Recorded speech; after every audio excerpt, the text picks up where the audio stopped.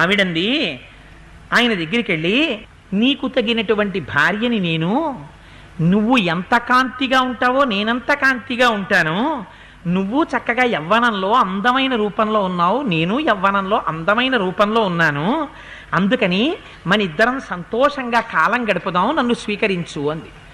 పైగా ఇది దైవకార్యం. అలా ఆవిడ మనసు నొచ్చుకుంటేనే రామరావణ సంగ్రామం జరుగుతుంది. అందుకని మాటలను అలా పలికిస్తున్నారు దేవతలు. నీలాంటి అందగత్తెని చూసిన తరువాత మా అన్నగారు ఇంకా ఈ భార్యతో ఎందుకుందాం అనుకుంటాడు. నువ్వు నన్ను కాదు మా అన్నయ్యని గట్టిగా పట్టుకుంటే ఆ భార్యను వదిలేస్తాడు, వదిలేసి నిన్ను స్వీకరించేస్తాడు. స్వీకరించేస్తే హాయిగా నీ కోరిక తీరిపోతుంది అన్నాడు.